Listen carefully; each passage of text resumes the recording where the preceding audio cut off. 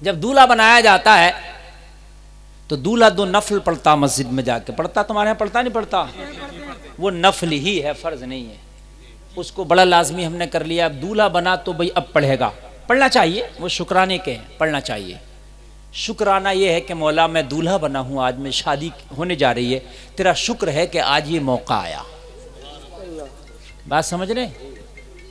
بلکہ صحیح بات تو یہ ہے کہ نکاح کے فوراً بعد پڑھنا چاہیے یہ 2 نفل۔ بات سمجھ رہے ہیں؟ اور دولہا بنے جب بھی پڑھ لے اور نکاح کے بعد بھی پڑھ لے 2 رکعت نماز، شکر ہے مولا کہ میرا نکاح ہو گیا۔ بات سمجھ رہے ہیں آپ؟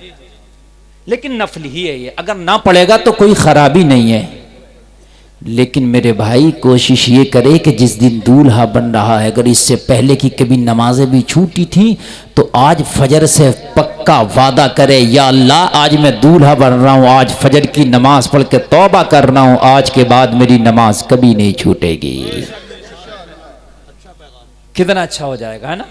توبہ کرے یا اللہ آج کے بعد میری نماز کبھی نہیں چھوٹے گی، اور آج کے پہلے جو میری نمازیں چھوٹی ہیں مولا میں انہیں دوہرا بھی لوں گا۔ اور میرے بھائیو کان کھول کے سنو، اگر تم شادی پہ پکے نمازی ہو گئے تو کان کھول کے سن لو، میرے نبی فرماتے ہیں شادی کر کے ایمان کی حفاظت ہو جاتی ہے۔ او لوگو شادی کر کے آدھے ایمان کی حفاظت ہو جاتی ہے، میرے نبی فرماتے ہیں تو شادی کرنے کے بعد توبہ بھی کر لو تاکہ ایمان محفوظ ہو جائے۔ شادی سے پہلے گناہ کر بھی لیے تھے، شادی کے بعد گناہ نہیں ہونا چاہیے۔ اگر تو نے توبہ کر لیا تو شادی کے پہلے کے گناہ میرا مولا معاف فرما دے گا۔ سبحان اللہ سبحان اللہ، زندہ باد زندہ باد، میرا مولا معاف فرما، ماشاءاللہ، میرا مولا معاف فرما دے گا شادی کے بعد کے گناہ۔ اگر شادی سے پہلے گناہ کر بھی لیے تھے اور شادی کے بعد توبہ کر لی تو انشاءاللہ اس کی رحمت سے بعید نہیں کہ تیرے پچھلے گناہوں کو بھی معاف فرما دے گا۔ اللہ معاف فرما دے گا، اللہ معاف کرنے والا ہے۔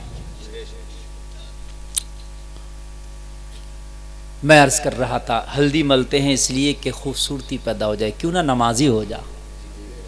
نمازی ہو گیا نا تو تیرا ضمیر تک، تیری روح تک اللہ اسے خوبصورت کر دے گا، خوبصورت کر دے گا۔ اور دولہا تو آج تو بنا ہے دلہن لانے کے لیے، ایک دن تیرے مرنے کے بعد بھی تیرے جنازے کو تیار کیا جائے گا۔ اور میرے بھائی شادی میں تو نے ظاہری ہلدی الدی مل کے اپنے چہرے کو چمکانے کی کوشش کی تھی، مگر مرنے کے بعد تیری موت پر، تیرے جنازے پر کوئی ہلدی نہیں ملے گا۔ چہرہ تو کمال کی بات جب ہے کہ تیرا جنازہ تیار ہو، تیرا چہرہ تب بھی چمک رہا ہو۔ کمال کی بات تو جب ہے کہ تیرا جنازہ تیار ہو، تجھے کفن میں لپیٹ دیا گیا ہو، تیرے کفن حوالے کر دیا گیا ہو، تجھے قبر کے حوالے کیا جا رہا ہو، تیرا چہرہ جب بھی چمک رہا ہو۔ کمال کی بات تو جب ہے اگر پوری دنیا کی ہلدی بھی زندگی میں مل لیا ہوگا تو مرنے کے بعد ہلدی سے چہرہ نہیں چمکے گا۔ اگر مرنے کے بعد چہرہ چمکے گا تو نمازی کا چہرہ چمکے گا۔ زندہ باد زندہ باد، ماشاءاللہ، سبحان اللہ سبحان اللہ۔ تو کیوں نہ نماز کی عادت ڈال لیں؟ کیا مشکل ہے؟ کوئی مشکل کام نہیں ہے نوجوانوں۔ اور اس وقت نماز کی عادت نوجوانوں میں بہت تیزی سے بڑھ رہی ہے، سبحان اللہ، مگر وہ زیادہ تر غیر مقلد ہیں، وہ لوگ کم وقت سنی، اور تم بھی عادت ڈالو۔ ان کی نمازیں کسی کام کی نہیں، نمازیں تمہارے کسی کام کی ہیں۔ سبحان اللہ، تم بھی عادت ڈالو۔ نوجوانوں تمہارے دوستوں میں قرآن بھی ہونا چاہیے، اور قرآن سے دوستی کیسے ہوگی؟ اگر حافظ نہ پڑھنا سیکھو تو روزانہ پڑھو، ناظرہ پڑھنا سیکھ جاؤ۔ اور یہ کوئی بڑی بات نہیں ہے، نوجوانوں کان کھول کے سیکھو، قرآن پڑھنا سیکھنا بڑی بات نہیں، میری گارنٹی ہے 6 مہینے میں آپ کو قرآن پڑھنا آ جائے گا، کتنا بھی ذہن کے کند ہوگے تو۔ مولویوں کی کمی نہیں، حافظوں کی کمی نہیں، ٹیوشن لگا لو، ٹیوشن لگا کے پڑھو، اور اللہ نے اب تمہیں خوب پیسہ دیا، خوب 500-600 ہزار روپے روز کماتے ہو۔ اگر ایک آدمی کو ٹیوشن پڑھنے کے لیے کسی مولوی حافظ مولانا کو 2-3 ہزار روپے مہینہ بھی دینا پڑے تو کوئی زیادہ نہیں ہے، جب جیو کا ریچارج ہم 500-600 کا مہینے میں کرا سکتے ہیں، پیٹرول جلا سکتے ہیں، لائٹ کا بل دے سکتے ہیں، تو کیا ہم قرآن سے دوستی کرنے کے لیے کسی عالم دین کو وظیفہ نہیں دے سکتے؟ بہت اچھی نہیں بات دے سکتے؟ اور میں لائف ٹائم نہیں کرے گا پوری زندگی دینا، 6 جی۔ مہینے دو، 6 مہینے لگا لو، اس سے مولویوں کا بھی بھلا ہوگا، حافظوں کا، اماموں کا بھی بھلا ہوگا۔ وہ 7,000 پہ نہیں رہ جائیں گے تمہاری مسجدوں میں، 10-12 جگہ ٹیوشنیں بھی تمہیں قرآن شریف کی پڑھا دیں گے نا، تو ان کا بھی بڑھیا ہو جائے گا۔ سبحان تیری اللہ۔ قرآن سے وہ دوستی کرا دیں گے اور ان کے بچوں کا معاملہ بھی اچھا ہوگا، وہ دعائیں کریں گے۔ ویکینسیاں بہت خالی ہیں لیکن تم وہاں پر نیوکتیاں نہیں کر رہے ہو، جی بات ہے کہ نہیں؟ آدمی کہہ رہا مسجد نہیں مل رہی، مسجد نہیں مل رہی، کیوں نہیں مل رہی؟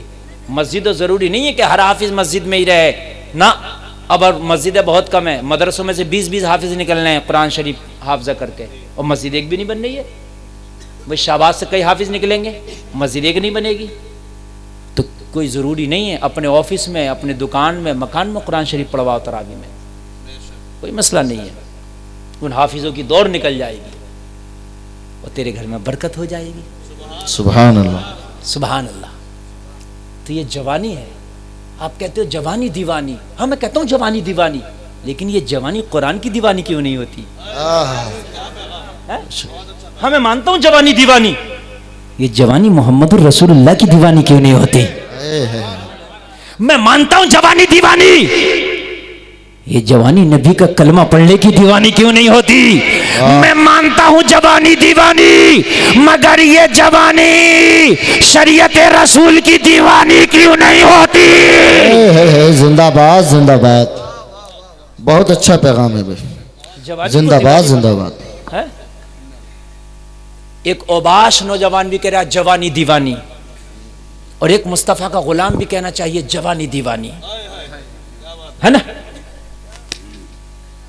وہ حرام کام کر کے کہے جوانی دیوانی، اور یہ خدا کی قسم سردیوں میں بھی اٹھ اٹھ کے فجر کی نمازیں پڑھ پڑھ کے کہے جوانی دیوانی۔ سبحان اللہ سبحان اللہ۔ دیوانگی تو دیوانگی ہے، ہے؟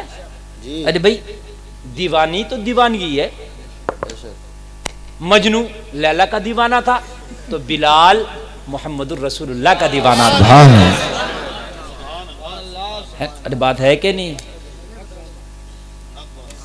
ایک نام ہے شاید عمار بن یاسر، تو انہوں نے کلمہ پڑھ لیا۔ توجہ ہے؟ خبردار جو میں بات کر رہا ہوں آپ نے کوئی ہنسنا نہیں، بات کو ذرا محبت سے سننا، یہ بڑی دیوانگی کی باتیں چل رہی ہیں۔